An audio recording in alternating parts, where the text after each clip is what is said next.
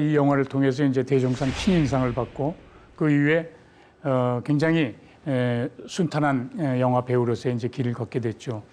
이 영화는 제 개인의 어떤 영화도 그렇고 영화사적으로도 굉장히 의미 있는 작품이에요. 아주 찐득한 사회의 그 현실을 이렇게 보여지는 그러한 영화였죠. 사실은 제가 1957년도 정말 옛날 얘기 같죠. 제가 생각해도 정말 너무 옛날 얘기 같은데 5살 때 영화에 우연찮게 이렇게 들어와 가지고 한 10년 남짓 아역 배우를 했습니다.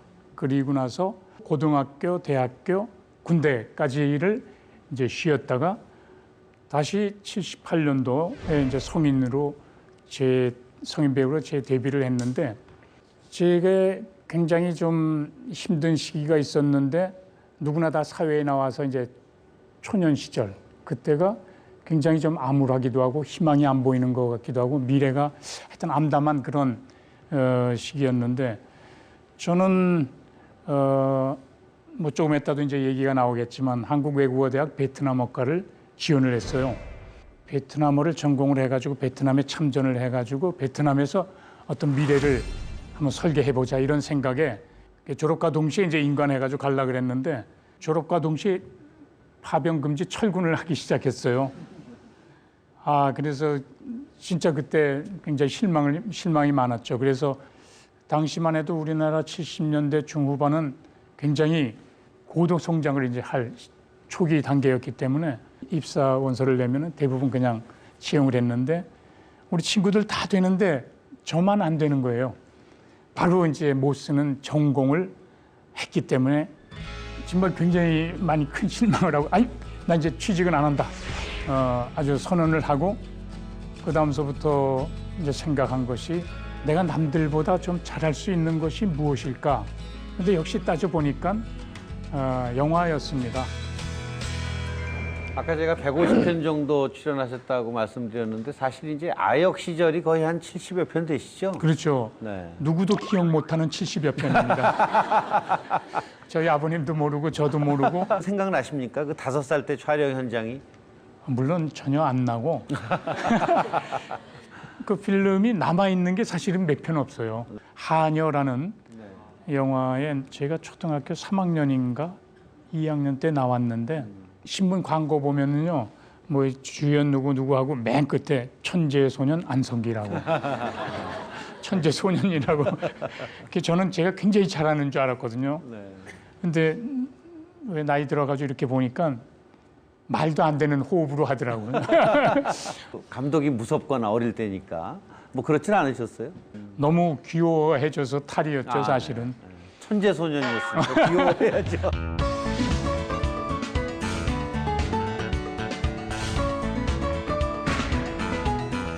아역 배우지만 굉장히 인기가 있으셨을 것 같아요. 학교 가서도 뭐 대단히 인기셨을 거고. 어떠셨어요? 그럼요. 초등학교 때 이렇게 졸업사진 뭐 이런 거 보면은 저 혼자만 그 당시엔 하이칼라 머리라 그랬어요. 저만 유일하게 이제 그랬고 중학교 들어가서는 그 당시에는 전부 머리를 빡빡 이렇게 전부 깎았죠. 근데 저 혼자만 머리를 이렇게 기르고 다녔어요. 그래서 귀여워도 했지만은 굉장히 혼 많이 났어요. 그 상급생한테 너 일로 와봐. 뭐 네가 뭔데 이 머리를 막 점심시간 되면 늘 이거 뜯기고 다녔어요, 많이. 그 정도로. 근데 상당히 뭐 귀여움 많이 받았고. 네.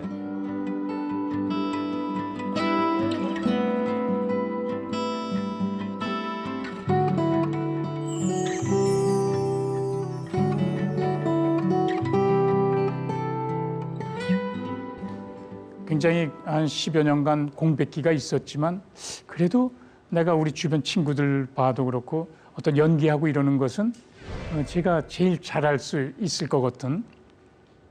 그래서 그럼 다시 이제 연기를 하자. 영화 전공을 안 했으니까 사실 뭐 좀 약한 게 많죠, 영화에 대해서. 근데 그 당시만 해도 연극영화과 외에는 어떻게 영화 공부를 할 때가 참 많지가 않았습니다. 그래서 프랑스 문화원 요즘도 있습니다. 프랑스 문화원에 가서 영화를 이제 보기 시작했어요. 그래서 일주일에 한 3번씩 가가지고 그동안에 쭉 그 프랑스의 영화들을 많이 보기 시작했어요. 굉장히 많은 공부가 됐죠. 그리고 지금까지도 이렇게 좀 이런 몸매를 유지할 수 있는 좀 약간 자랑 체력을 유지하기 위해서 많은 운동을 이제 시작을 했죠. 그때부터 한 운동이 지금까지도 계속 중독이 돼가지고 열심히 이루고 있습니다. 그리고 나서 이렇게 영어는 좀 해야 되겠다 싶어가지고 한 1년 반 동안 이렇게 영어 학원을 좀 다녔죠. 그것도 저한테 지금도 잘은 못하지만은 굉장히 큰 도움이 됐어요. 그래도 조금씩 하는 게 이제 해외 영화제도 가서 뭐 조금 이렇게 할 수도 있었고 그런 영화를 많이 보고 운동도 하고 또 뭐 이렇게 영어 공부도 하면서 그 백수 시절을 이렇게 지냈죠. 그 2년간이라는 시간이 저한테는 정말 굉장히 어려운 시간이었어요. 왜냐하면 친구들은 다 취직을 해가지고 대부분 대기업 가가지고 월급도 많이 받고 나오면 뭐 저녁 산다, 술 산다 막 하는데 저는 뭐 집에서 아직도 뭐 용돈을 이렇게 받아 쓰는 그런 형편이 되고 그러다 보니까 안 되겠어요. 그러니까 바쁘게 살았어요. 일부러 시간표를 막 짜가지고 아침에 일어나서 뭐 몇 시부터 몇 시 뭐 운동 뭐 별거를 다 적어놨어요. 일부러. 그리고 저녁 시간에는 시나리오를 써보기 시작했어요. 한 4편까지 썼는데 끝까지 이렇게 간 것이 영화를 한번 상상을 하면서 한번 그려나가 보자 라고 해서 어떤 의미, 축약된 어떠한 말이 가장 효과가 있을까 이걸 계속 생각하면서 이제 시나리오를 써갔죠. 그리고 카메라의 어떤 앵글까지 이렇게 생각하면서 여기서는 무슨 이동 같은 게 필요하겠다. 그리고 빛은 어떤 식의 분위기를 연출하는 것이 좋겠다. 뭐 음악은 어떤 음악이 이렇게 흘러나오면 좋겠나. 이런 영화 전체를 생각할 수 있는 그런 시간을 밤마다 한 2년 넘게 계속했어요. 그것이 저한테 너무너무 많은 도움을 줬죠. 그리고 사실은 이 바람 불어 좋은 날을 하는 결정적인 사실 계기가 됐습니다. 음식값 좀 물어주시오. 이 자식이 불난 집에 붙이질 않아 이게. 오메, 중국집서 왔으라우.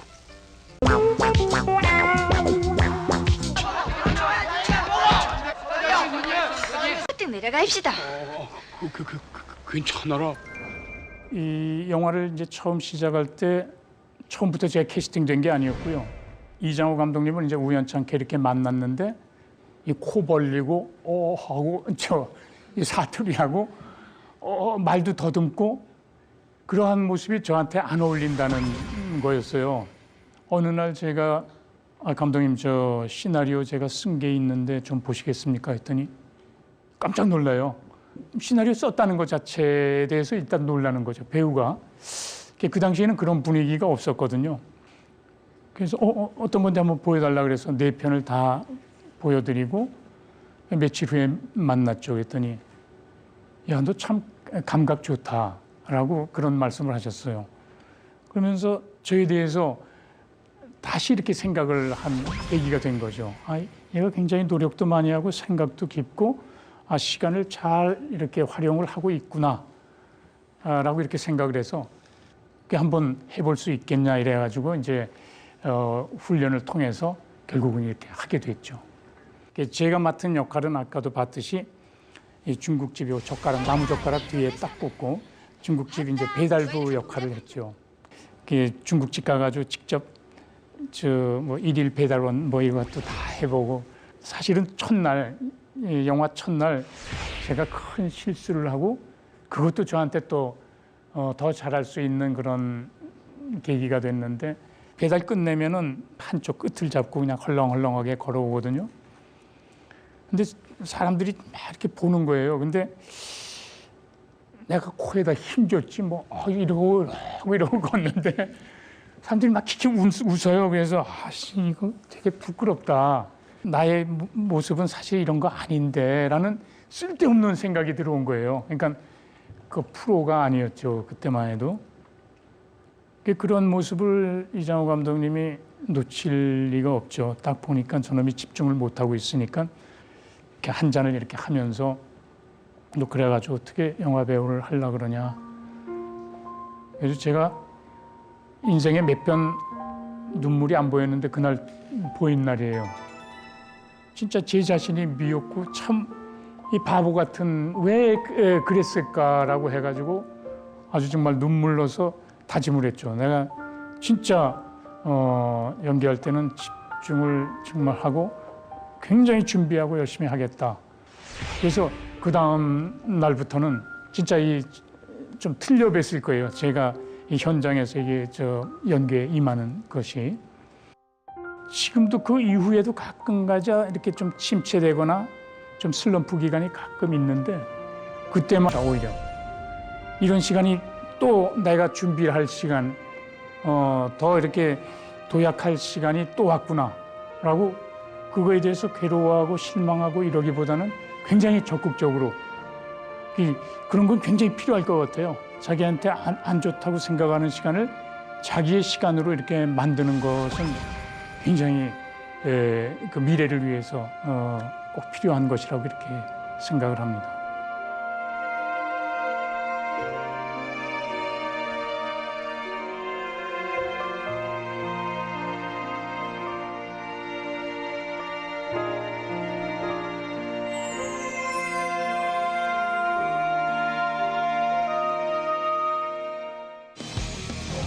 오랜만이야.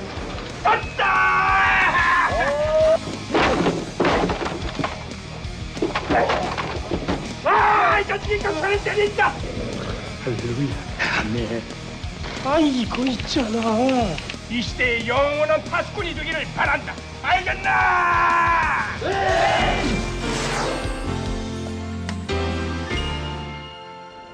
정말 좀 진지한 역할을 하시다가 이런 코미디 역할을 제의를 받으셨을 때 어떻게 생각하셨어요? 제가 원래 재밌어요, 사실은. 근데 이미지가 그렇게 이제 굳어져서 그런데 우리 친구들끼리 모여 있으면은 전부 심심한 친구들인데 그 중에서 또 재미난 친구가 있잖아요. 제가 그런 사람이었거든요.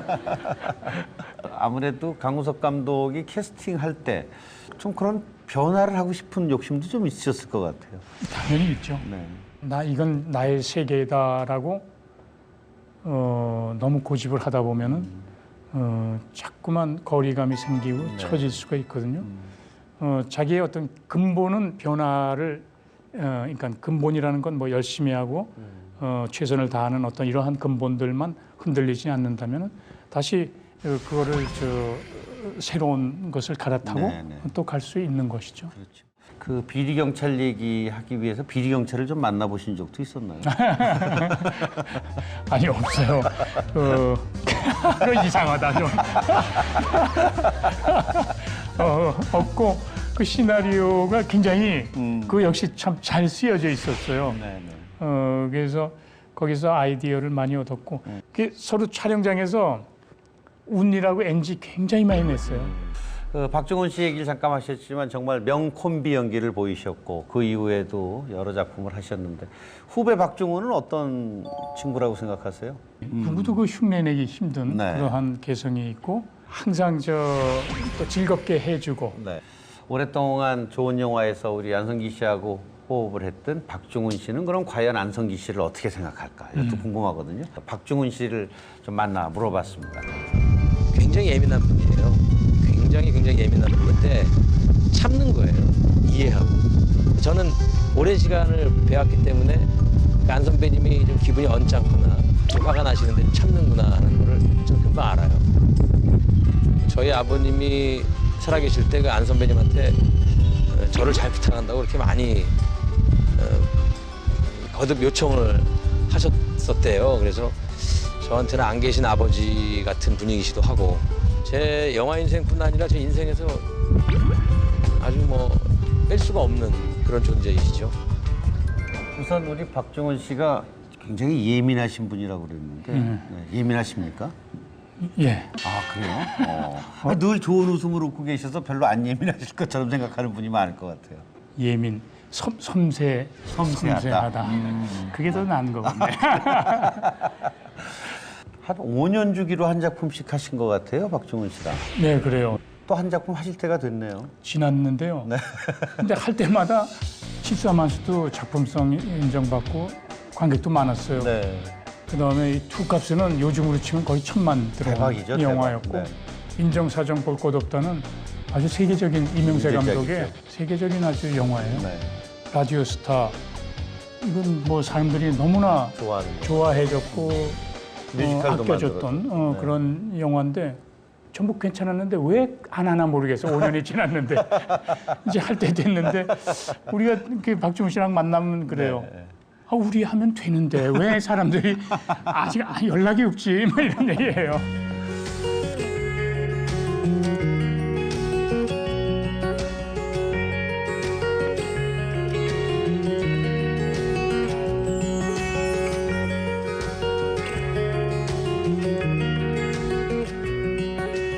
근데 가끔 그런 생각 안 드십니까? 그 젊을 때부터 주인공을 하셨지만 나이 들면서 조금 역할이 작아지는 배역이 섭외가 들어올 때도 있지 않으셨을까 싶어요.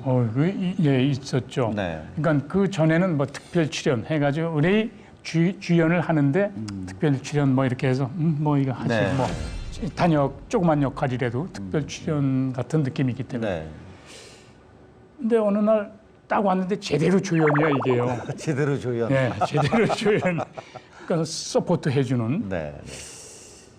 아, 그 약간 그런 것들이 이제 몇 개 이렇게 들어오기 시작하니까 약간 마음이 이상해지더라고요. 약간 서글퍼지기도 하고. 그렇죠. 그것의 이제 대표적인 게 인정사정 이제 볼 것 없다라는 이제 그러한 사실은 영화였는데.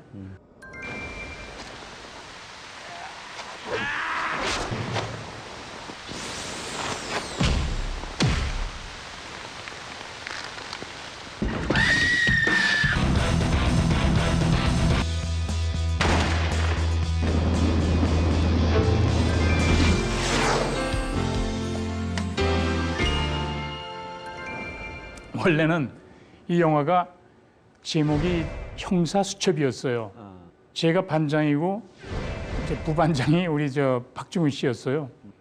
뭐 당연히 이제 그렇게 하리라고 생각을 했는데 어느 날 바뀌었다 이거예요. 저 시나리오도 바뀌고 역할도 바뀌었대요. 내가 살인자고 박중훈 씨하고 그다음에 그 저 동료가 장동건 씨라는 거예요. 아, 왜 내가 저 좋은 사람이 했다가 나쁜 사람 되냐 그랬더니 아, 박중훈 씨하고 나하고 저 하면은 범인이 금방 잡히면 아, 요건 조금 잡기 힘들겠는데 라는 생각이 들어서 그렇게 했다고. 그래서 그때 정말 마음고생이 그래서 참 심했죠. 그냥 처음부터 그랬으면 모르겠는데 다 이렇게 주연으로 이렇게 하기로 해놓다가 이렇게 간 것에 제가 약간 삐졌었어요. 이제 이명세 감독한테. 그러다 나중에 다시 이제 얘기하고 저도 이제 마음을 다시 이제 고쳐 잡고 그래 오케이 하자. 제가 이제 49계단 부산에서 비지스의 헐리데이 이렇게 들으면서 딱 이렇게 걷는 그런 어떤 모습, 그 낙엽이 이렇게 흩날리는 모습, 뭐 이런 것들이 굉장히 정성 들여 하여튼 찍었고 거기 최지우 씨 그 집에 찾아가면서 그 문 열고 뭐 이렇게 구두 풀면서 왜? 뭐 아무도 없는 거야? 뭐 이런 거 딱 한마디 영화에. 나머지는 한마디 없이 한 영화죠. 그래서 참 독특한 역할이었고 나중에 영화를 다 끝나고 보니까 이 크기가 변함이 없고 존재감이 딱 있는 거예요.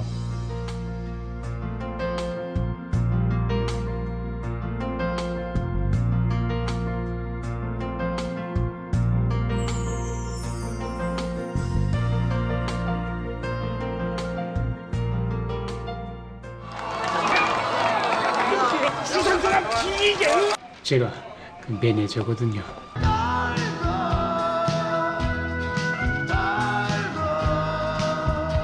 마, 난 너 때문에 얼굴에 똥칠 수십 번을 했어, 임마. 마, 똥 오른 거 안 보여? 얼굴 확 상했잖아, 이 자식아. 형이 나한테 준게 뭐가 있어? 어? 그러니까 간다는 거 아니야 이봐.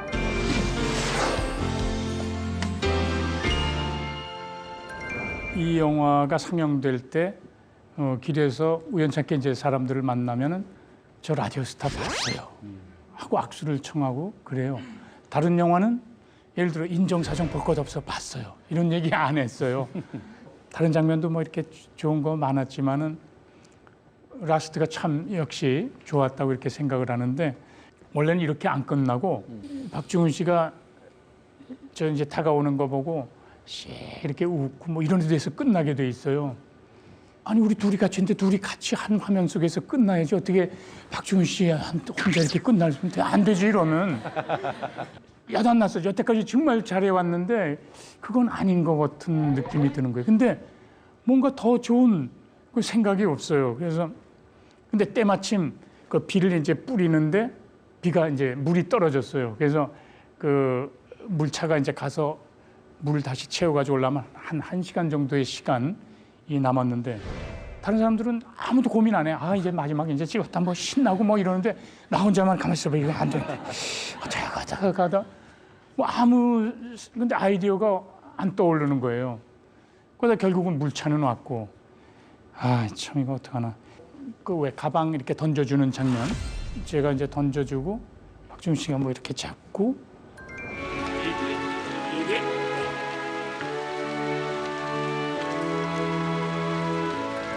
거기서 컷 하고 있는데 원래 이제 빗물 이렇게 떨어지는 그 호스 위에 있는 거 물뿌리개 같은 게 컷 하고 나면은 이게 저 잠그면은 그때 왜 우두두둑 떨어지는 물 네. 그게 다 젖어요. 이렇게 저 쫙 퍼져 내릴 때는 별로 안 젖는데 근데 마침 컷 하고 있는데 우두두둑 하고 박중훈 씨 머리에 바로 떨어지는 거예요. 그래서 제가 바로 가서 우산을 댔거든요. 아하. 대자마자 전부들 와 이거야라고 진짜 기분이 좋더라고요. 이준익 감독도 그거 딱 보자마자 아유 이거네.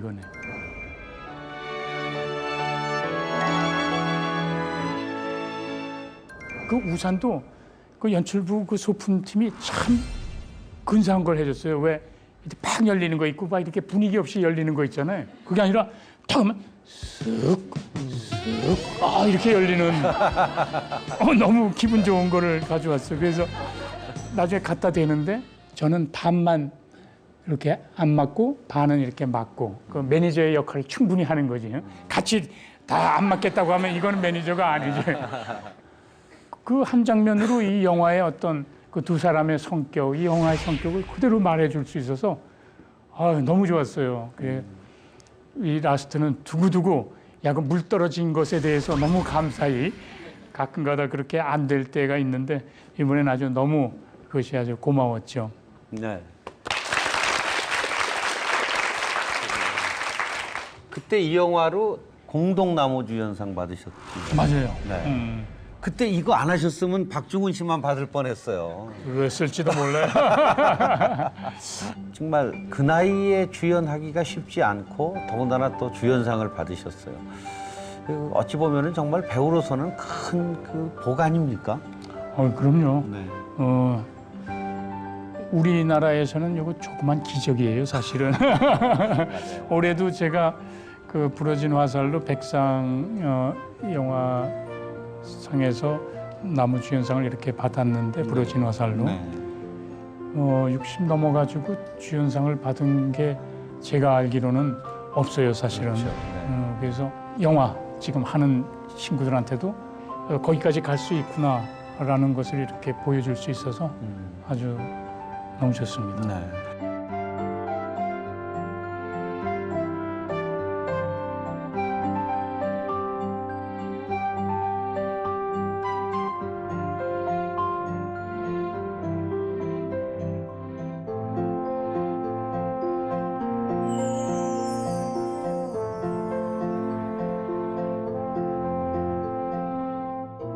영화 말고 또 하나가 있으시다고 그래요. 그래서 그 마지막 얘기를 이제 오늘의 마지막 강연으로 들어보도록 하겠습니다. 여러분 박수를 청해 듣도록 하겠습니다.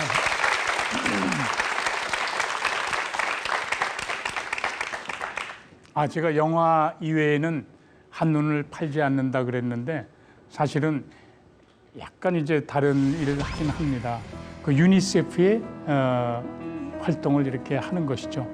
이게 1948년도에 유니세프가 탄생을 했거든요. 2차 대전이 끝나고 2차 대전 때문에 그 세계 그 유럽의 어린이들 특히 굉장히 고생을 했기 때문에 그걸 도와주기 위해서 생긴 유엔 기구인데 우리가 이제 도움을 받았죠. 그래서 저도 많은 이렇게 도움을 받은 이런 세대이기 때문에 그래서 같이 어떻게 뭔가 일을 할 수 있으면 참 좋겠다 싶어서 참여를 했던 것이 지금까지 이렇게 오랫동안 해오고 있습니다. 그동안에 13나라를 그동안에 다녀왔습니다. 최근에 다녀왔던 것이 지난 4월, 5월 달에 코트디부아르라는 저 아프리카 저 서쪽 중서부에 있는 그 나라를 다녀왔는데 가면은 참 끔찍해요. 직접 이렇게 가게 되면 한 12, 3시간이면 가는 그곳에 어떤 지옥과 같은 삶이 있다. 너무너무 고통스러운 그런 삶을 살고 있다는 것이 같이 이 땅덩어리에 살고 있으면서 참 죄스럽게 이렇게 생각되는 경우가 많아요. 근데 이 직접 가서 보면은 아마 전부들 아주 공감을 하실 거예요. 여러분들도 하여튼 같이 동참을 했으면 좋을 것 같아요. 액수는 상관이 없는 것 같아요. 물론 조금 상관이 있긴 한데 진짜로 자기한테 적절한 액수를 하면은 더욱더 이렇게 평화롭고 행복한 이 지구촌이 되지 않을까 그런 생각을 합니다.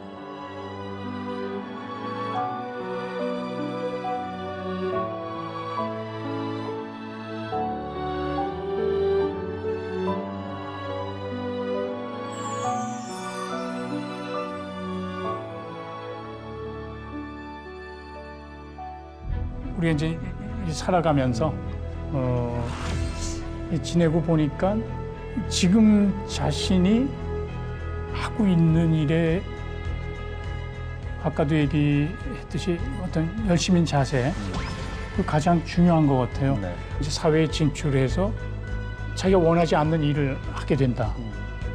그러면 거기에 늘 불만을 갖고 불성실하게 그 일을 하게 되면은 결국 그거는 자기의 습관이 돼가지고 다른 일을 가도 역시 그렇게 되는데 지금 자신이 지금 자기가 하는 일이 자기의 일이다라고 생각을 해가지고 열심히 하면은 그건 분명히 좋은 결과가 납니다. 우리 촬영 현장에 있어서도 남이 보고 말건 진짜 열심히 하는 친구들은 진짜 거기에서 이제 감동이 오는 것이죠. 그리고 다음에 일을 할 때는 저 친구랑 해야 되겠다. 지금 하는 일에 최선을 다하는 것이 자기가 하고 싶은 일을 가는 지름길이라고 이렇게 생각합니다.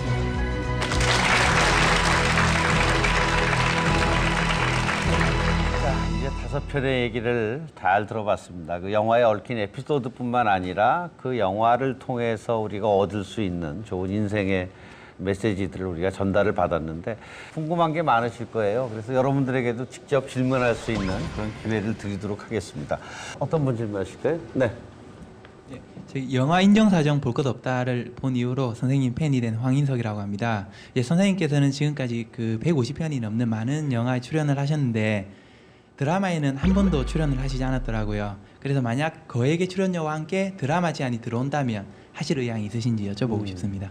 그냥 섭외도 아니고 거의 고민은 되겠네요. 요즘에 그 동료 후배들 얘기를 들어보면은 너무너무 여유가 없고 힘이 들다고 네. 그 현장이. 그렇죠. 힘들죠. 저는 여유가 없는 건 좀 싫어하거든요. 네. 현장에 앉아 있을 때 여유가 있고 생각 많이 할 수 있고 차분하고 뭐 이런 거를 즐거워하는데 그럴 시간이 없다는 거예요. 그러다간 방송이 못 나가니까. 그래서 저하고는 그 호흡이 맞지 않는구나 해서 네. 그냥 영화만 하는 것이죠. 네. 또 다른 질문 있으십니까? 네. 앞에 여자분. 안녕하세요. 안성기 선생님 목소리가 이상형인 강서지라고 합니다. 네, 배우라는 직업이 안정적인 수입이 있는 것도 아니고 또 반드시 잘 된다는 보장도 없는 직업인데 배우 지망생 여러분들 계신데 그분들께 해주고 싶으신 말씀이 있으신지 궁금합니다. 사실은 세상 살아가면서 쉬운 일은 없는 것 같아요. 저는 애초에 시작할 때 제 목표를 누구를 설정을 하고 이런 적이 없어요. 제가 좋아하는 영화를 계속하면 좋다. 물론 이게 어려운 거예요. 계속한다라는 거 이상 어려운 것은 없지만은 10년 정도 버틸 각오로 덤벼들고 그다음에 진짜로 이거 끝까지 해야 되겠다 그러면 20년만 참으면은 할 수 있다라고 저는 얘기를 해요. 20년 이렇게 되니까 나타나더라고요. 라디오스타의 감독을 했던 이준익 감독도 오늘 안성기 씨가 나오신다고 하니까 할 얘기가 많다고 그러셨어요. 제가 만나봤는데 잠깐 보도록 하죠. 일상에서 보면은 애야 애.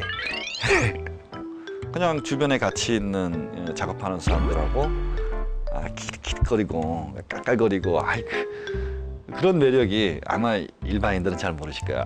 그분하고 작업을 해보면 같이 해본 사람들은 다 알아요.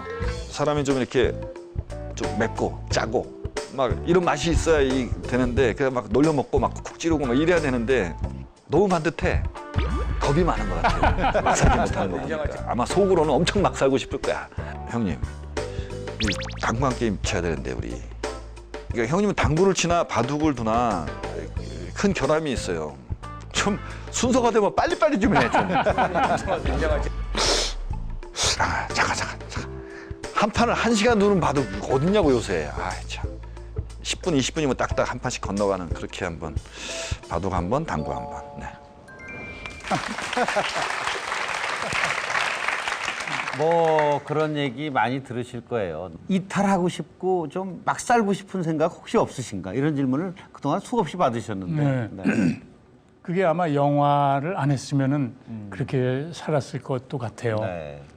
영화 속에 들어갈 때는 이제 감독이 그 인물을 그려나갈 수 있게 하얗게 나타나는 것이 맞는 것 같아서 배우는 평소에는 조용하게 담담하게 있어야 된다라고 생각을 하죠.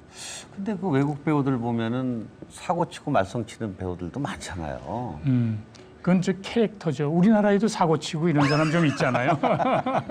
네, 강연도 잘 들었고 이제 이렇게 좀 편안히 앉아서 얘기를 나누도록 하겠습니다. 저는 제가 대학을 들어가니까 우리 안성기 선배님이 그때 이제 군 제대하시고 아마 학교 연극부에 오셨던 것 같아요. 그래서 후배들 연극하는 거 이렇게 구경하시고 얘기도 하시고 이제 그런 모습. 베트남 이 망해가지고 우울하게 어때 표정이 어땠을지 모르겠네요. 네, 그때 이제 처음 뵀었고 예. 기억하실지 모르지만 언젠가 같이 영화를 보고 청계천에서 같이 버스를 타고 간 적이 있어요. 그러면서 그때 나 요새 시나리오 쓰고 있어 그런 얘기 하셨었어요. 그 얘기를 네, 그때도 좀 우울한 시기셨죠. 그때 아주 힘든 시기였죠. 아마 이제 정말 영화계에 맏형이 있으시다 보니까 후배 배우들이 그런 고민 상담도 많이 할 것 같아요, 선배님한테. 기왕에 자기가 선택한 일은 좀 우리 마라톤으로 생각하고 가자. 네. 마라톤이라는 걸 하다 보면은 얼마나 이게 여러 가지 고비가 많지 않습니까? 그런 거 다 이렇게 감수하고 그걸 좀 멀리 내다보고 그거 받아들여야 되겠다라고 생각하면서 가면은 훨씬 좀 편하지 않을까. 뭐 소위 그 연예계에 뭐 라인이라는 게 있잖아요. 누구 라인, 누구 라인. 저희가 만난 어떤 배우 한 분이 자기는 안성기 라인에 꼭 들어가고 싶다. 그래요? 네, 누군지 전혀 감이 안 잡히세요? 그건 내 라인 아닌 분인데 내 라인은 그렇게 얘기 안 하거든요. 누군지 한번 보도록 하죠. 완벽한 라인이다. 선배님 인정하든 인정하지 않든 적어도 앞부분에 있는 라인이다. 저는 강조하고 싶습니다. 주장하고 싶습니다. 저는 정말로 제가 제일 친하다고 생각하는데 대한민국의 많은 안성기 선배님과 조금이라도 인연이 있는 분들은 다 자기가 가장 친하다고 생각을 할 겁니다. 선배님 사랑합니다. 질문 하나. 해운대에서 정말 육감적인 비키니를 입은 섹시한 매력녀가 지나간다. 고개를 돌려서 보시면서 침을 흘리실 건가요? 너무 궁금해. 내 라인은 아닌데요. 뭐 박철민 씨 같이 영화 이제 많이 했고 네. 늘 현장을 즐겁게 해주고 늘 만남이 기대가 돼요. 네. 오늘은 또 어떻게 또 현장이 즐거울까 그런 아주 좋은 배우입니다. 네. 그리고 그 비키니 그거는 제가 예전에 리우데자네이루 네. 거기에 예전에 간 적이 있었어요. 브라질 그 여성들은 뭐 이렇게 팬티가 아니죠. 이 끈으로 돼 있더라고요. 이렇게. 뭐 이렇게 왔다 갔다 하는데 한 10분간 정신을 못 차렸어요. 막 이거 본이라고. 자신데 그죠? 네. 그 박철미 씨 말고도 이제 많은 영화계 조연 배우들이 우리 안성기 선배님에 대한 얘기들 참 많이 해요. 늘 챙겨주신다 이런 얘기를 많이 하거든요. 억지로 이렇게 챙긴다라는 어떤 그런 의미가 아니라 서로 이렇게 빛을 내게 이렇게 해주는 서로를 이렇게 배려하는 것이죠. 네. 그게 결국은 자신한테 그런 게 다 돌아오게 되고 서로가 굉장히 좋아요. 사실 뭐 영화라는 게 남자 주인공이 있으면 여자 주인공이 있고 그러다 보면 또 많은 여자 배우들하고 연기를 하셨을 텐데 호흡이 좀 잘 맞는 여배우도 있으셨나요? 이미숙 씨하고 이제 영화를 많이 했어요. 굉장히 다양한 어떤 모습. 근데 진짜 잘 이렇게 어울리고 네. 감정도 굉장히 풍부해서 참 좋았고 근래에 들어와서는 하지원 씨하고 여러 편을 이렇게 같이 했어요. 네. 막 올인해가지고 이렇게 연기를 해서 아주 참 좋게 생각해요. 아까 잠깐 얘기하셨지만 그 헐리우드에 가서 이병헌 씨하고 핸드 프린팅 그래요. 하셨잖아요. 우리 한국 배우가 거기에 핸드 프린팅을 할 줄은 정말 생각을 못했었고 그때 그 소감이 어떠셨어요? 그 헐리우드에 가면은 차이나 극장이라고 하는 아주 굉장히 오래된 극장이죠. 찰리 채플린 여러분이 뭐 많이 아시는 뭐 탐 크루즈도 마찬가지고 마릴린 먼로 뭐 예전에 했던 기라성 같은 250 몇 명의 배우들이 이 손도장 발도장을 이렇게 찍었는데 구경꾼으로서 그렇죠. 가가지고 한번 이렇게 손도 여기 누구 있네 여기 누구 있네 뭐 이러던데 이 족적을 이렇게 남기게 되니까 좀 감개무량하더라고요. 네. 다음에 LA에 가면은 이제 미국 배우들 손도장만 찾을 게 아니라 우리 안성기 선배와 이병헌 씨 손도장을 꼭 찾아봐야겠네요. 200 몇십 개라 가운데 쪽은 아닐 거예요. 벌써 다 찼으니까 변두리 쪽에서 아마 찾아보면은 네, 네.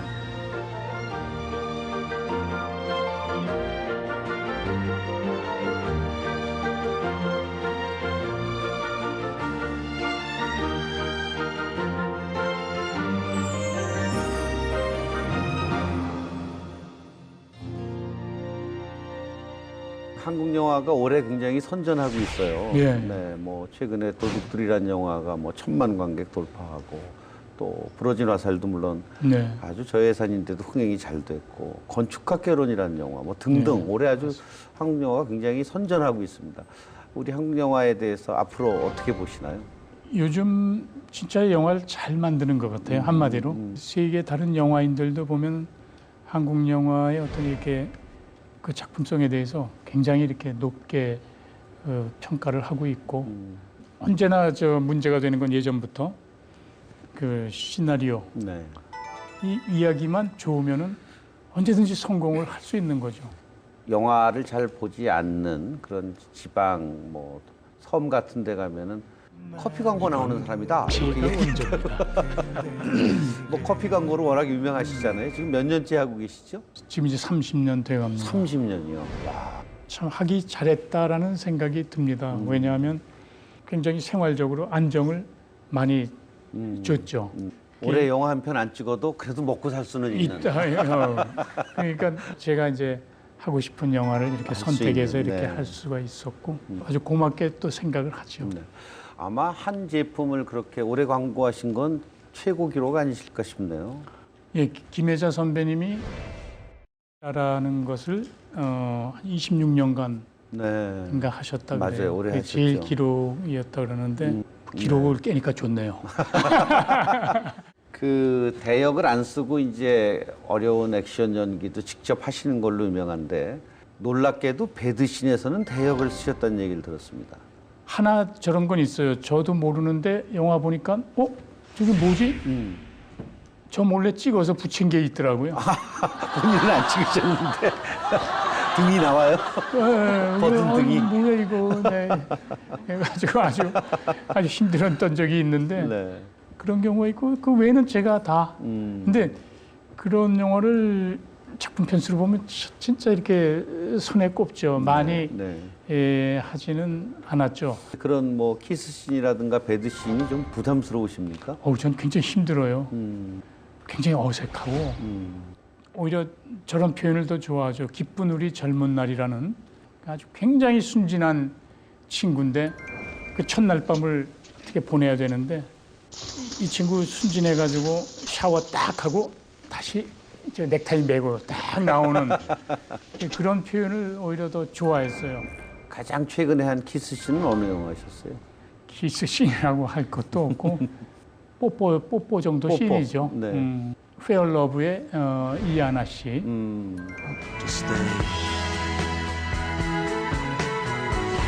기억해요.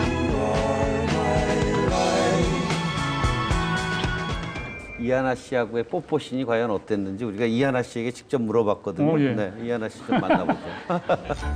아주 그렇게 달가워하지 않으셨어요. 그래서 제가 선배님한테 먼저 제가 같이 이렇게 조화를 이룰 때 진정 행복한 것 아닌가. 네. 저로서는 하여튼 그렇습니다. 박정민 씨는 내 라인도 아닌데 하여튼 수고 많았어요. 좋게 생각하겠죠. 그런데 아이들은 아마 힘들 어떤 한 분야에 있어서 거기에 이제 정상에 있으니까 힘이 들죠. 그걸 바라보고 자기네들도 하여튼 따라가야 되니까 굉장히 부담이 갖다 작년에 제대해가지고 네. 그림을 그리는데 이제 뭐 개인전을 작년에 했는데 한 번 더 하고 다시 복학하겠다 하고 있고 첫째는 그림을 그리고 둘째는 뭐가 되고 싶답니까? 사진을 한다고 하고 있습니다. 아, 사진. 네. 아마 엄마 아빠의 그런 재능을 또 아들들이 이어받은 것 같은데 지금 그림을 여가 시간에 많이 그리신다고요? 예전부터 그림 그리는 건 좋아했어요. 고등학교 때도 보면은 미술반도 아닌데 괜히 가가지고 거기서 그림도 그려본 적이 있고 근데 제가 그 그리신 작품을 어느 다른 매체를 통해서 봤는데 어유 굉장한 수준이 있으신데요.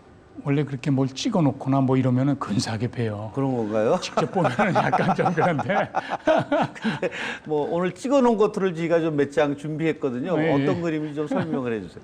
이렇게 산같이 이렇게 돼 있는 거는 어머니가 무릎 세우고 있고 거기 아이가 이러고 무릎에 앉아 있는 거고요. 이건 예전에 그래요. 살던 아파트에서 우리 식구들을 다 넣어가지고 그림을 그려봐야 되겠다 했어요.